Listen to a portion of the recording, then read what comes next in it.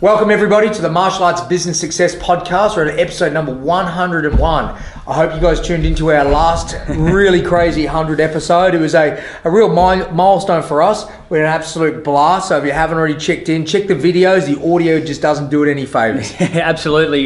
Today we're talking about creating an engaging, rotating curriculum.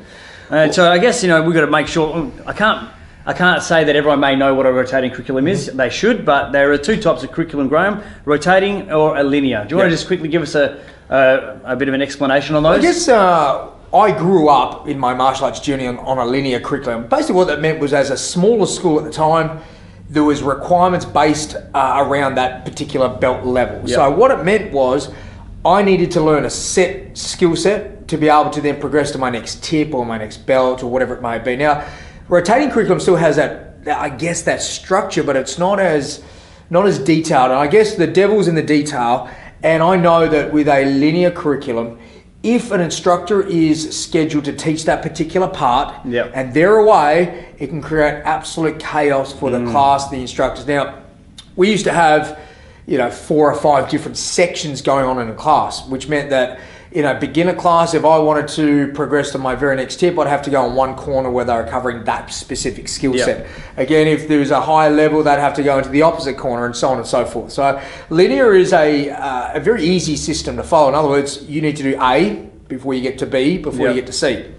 Rotating curriculum takes some of those principles. It's about progression and absorbing and learning the martial arts, but done in a way where everybody in the class group is learning that same skill set. And this is where we need to make sure that, and we'll touch on a little bit later about standards, but as a beginner program for us, we have 2 belt levels in the same class, white and yellow. It means that even the yellow belts getting ready to move on to the next intermediate rank are still learning those same skill sets. It's a whole class learning the same stuff, but you guess that there's a higher standard required from the guys who have been there for that, I guess, a little bit longer. Yeah, that's right. So, am I right in saying that even though you've got a linear, you can't go from point A to point B to point C, and even the same goes with a rotating curriculum, although there's, let's say, for argument's sake, 8 pieces of the pie, you're still going through methodically piece 1 of the pie, piece 2, piece 3, piece 4, before you go to the other side. Definitely. But it's a mixed group, so white and yellow are in together, and that white and belt, let's say I'm the person, I've just started, I've come in on the pie, I'm a white belt. By the time I've come around to yellow belt and about to leave, I should have pretty much done all of the curriculum. Is that right? Look, you most definitely should do. There's always those anomalies that occur. Someone's away, something happens, someone may fast track, they may have taken a little bit longer, so they have to repeat a few things. Look, at the end of the day, when you look at the grand scheme of things, I was a 5-year student, 10-year, 15, 20-year, you may find in the first month they may have missed 1 or 2 little bits, but at the end of the day, they can't really progress towards those higher levels without them ticking all the boxes anyway. So you will cover that. I guess something I use a lot when I talk to people about this is Jiu-Jitsu is a prime example of a linear curriculum. They tend to have very detailed, for you to get your first stripe or your blue belt, for example, you need to be able to perform all of these sort of skill sets. Now, the challenge with that is, again, the progression and the excitement and the way that classes can be disguised with the repetition of sort of skill sets. So rotating curriculum, and for those guys listening, we are biased because we've done both. We've done the linear and we've done the rotating curriculum, and rotating supports, I guess, quite a high level of growth and a high school operation without having a heavy staff requirement as well too. So there's definitely benefits to both. One thing that we do to make sure, and this is I guess a question I always have when we speak at these events about rotating curriculum, where's the standards? Where is the checkpoints so that students don't get 2 years into it and they've sort of done a rotation and they've actually never really had any I guess solid feedback or some stopping points that if they don't show the skill sets, they can't pass go. So Phil, how do we get around that? I guess you're right in saying that a student will possibly go in through a rotating curriculum, the pie charts, for example, if you can put that image in your brain, and if they don't pass that particular piece of the pie, then they're going to obviously do some catch-ups, but they won't get that tip. So it's happened in the past where someone might have to go through 1.5 circles of the pie. Now, even though that piece of the pie that they may have missed, they might not do again exactly, but the skills that they've been learning within the curriculum are sort of blended throughout. So we are able to set the standard, I guess, or the checkpoint at that grading requirement. So white going to yellow. Yep. They have to meet a certain standard there. We're not so super focused on meeting, or they're all going to meet a standard, but they're still going to get tips on their belts, etc. Yep. But it's sort of like when you get to that point where you're getting a new belt, that's like you're not going to pass that part there until your instructor knows that you've got that level of skill and ability. That's a really important part to bring up, that when creating rotating curriculums, I know that we do this a lot. We reverse engineer and go to perform at a black belt or a brown belt or a green belt or a blue belt, whatever the sequence in your school runs like. What do we want to make sure that they can perform at a level so that we're happy to successfully pass them? Yeah. And then I guess go, well, that's the level we want. Where does those skills get put in so that they're being taught in that sort of way? And that's a really important part. We just reference that beginner program, again, our whites and yellows. They can't progress past that point, as you mentioned, until they can show their foundation, their basic skill sets being done really at a high level. But that may not necessarily be in I guess a linear order. It could be something that they learn probably what is considered a more difficult skill earlier, and then the easy ones later. But at the end of the day, it all comes out in the wash. When they got a grade, they've got to be able to perform those skill sets to the desired level. I'm just having a little internal giggle because I'm thinking back of a moment where we had a colleague of ours go and create a curriculum, and he said, I'm going to do all this, and we're like, yeah, cool, go for it. And he was doing it from sort of white belt level all the way up to black, and he got sort of halfway and he's like, I'm pointing my hair out, I don't know where to go from here or how to get to the next level. We go, did you reverse engineer it? Like, what's the standard of black? And if you start there and go backwards, it becomes so much easier.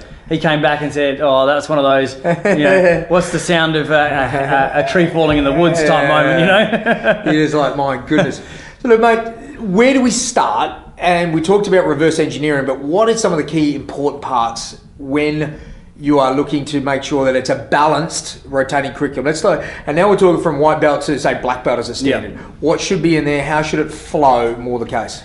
I sort of envision this like a sequenced pattern of movements. For example, and I can explain this in a couple of different ways. Let's just say that a white belt would learn your left-right punch, left jab, right cross.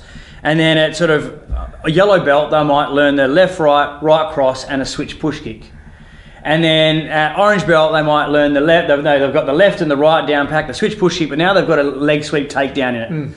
And then, at blue belt, they've got full-on ground and pound moves there. And then at the next level, they've got how to defend against that. So it's like a sequence of events. Sort of like learning a kata as well. You learn the first part at a certain level, progress to the second part, the third part, the fourth part.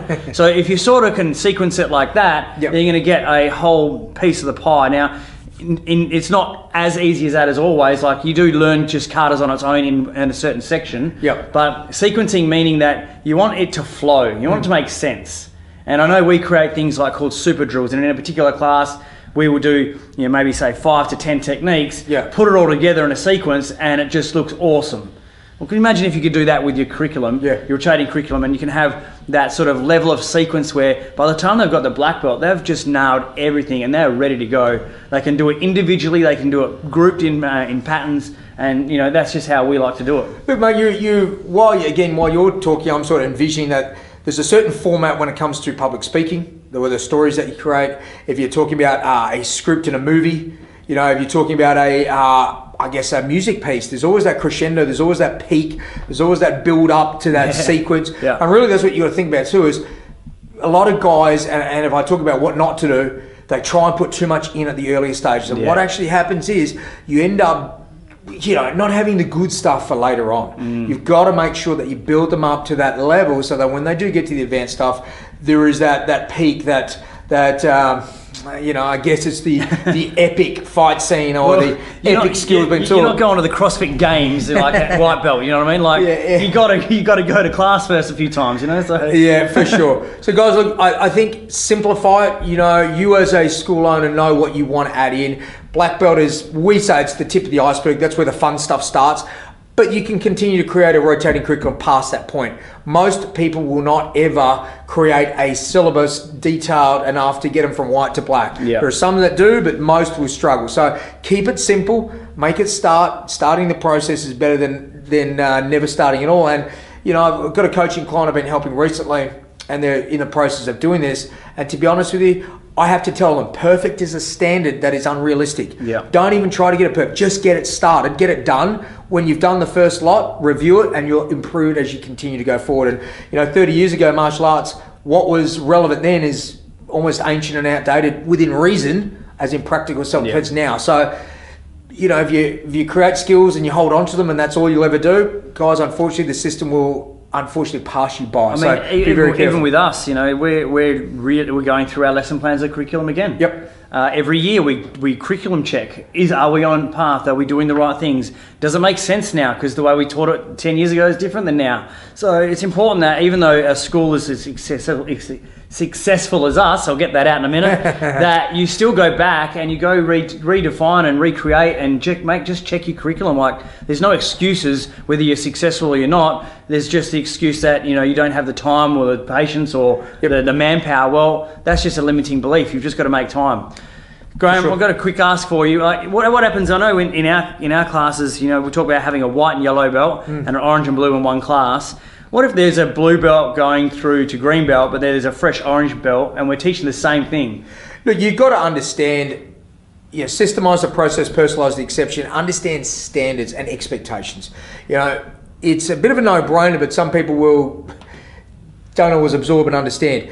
Remember, brand new student, their complexity, because it's a brand new skill being taught, their understanding will be very basic. For those who know it already or at a higher level, their comprehension and their delivery of the skill will be at a far greater level. So you've got to expect that. And also, this is where being able to have a few jelly beans up your sleeve is, here's the base skill, everyone's doing that, those higher level guys are performing at a higher level. You can add in one or two extra little bits for them, and that'll help them to take it to the next level. So, you know, it's knowing that you're able to adapt, and your expectation of an instructor should be dependent on the group that you have. Don't expect a brand new student to be, you know, a 10 out of 10 when they're probably looking at only understanding it the first time, whereas the guys who are a higher level, where you can expect more from them. Yep. Absolutely. Well, I think that's a wrap, mate. There's so many things you can do with the curriculum. It's really almost like a 10-part podcast and video series, and we don't want to weigh that down on you. But if you are interested in developing your curriculum, if you've got a linear and you want it rotating, if your rotating curriculum is there but it's not quite finished, reach out to us, guys. Let us know. admin@tima.com.au. We're happy to help you out. Better yet, you know, jump on board. We've got a TIMA Mastermind, which is an online Facebook group for $47 a month. You get access to us. If you like listening to what we've got to say, well, come and join us live on Facebook, where you get to ask questions and we get to interact with you personally right there, right then, and help you with your business as well. So if that interests you guys, you can head to the website, tima.com.au, and you can find that TIMA Mastermind. But Graham, I know we've got a massive event coming up, teaming up with Hyper. TIMA's going to just blow the rest of 2017 out, and we're going to kick ass in 2018. What's happening at this event, dude? You guys who are listening to this or viewing this, you get an opportunity to join us live and have a really fantastic time on a marketing event, $1 million marketing model, where we're going to show you, not only show you, but we're going to hold your hand. We're going to go step by step through this marketing machine that we put in place and give you guys the tips for 2018 so you can plug it in and play straight away. So it's on Sunday, the 19th of November. It's in Sydney. I won't get you guys all the details now. Just follow the links. It's got all the prices, all the bits and pieces. We've opened up registration now. So if you're interested, register your details, find out some more. There'll be a very limited window of available tickets. So you better have your finger hot and ready to press the button when the day's open, and away we go. So follow the link, guys, and it'll give you all the details. Cool. There'll be a link somewhere in there, guys, but if not, you'll have to follow this one. It's www.tima.com.au/P, the letter P, /event, and that'll get you to the registration page, guys. 25 tickets are already sold by the time you listen to this. We may be sold out, but go register, guys, and get yourself in that event. Woo, see you soon.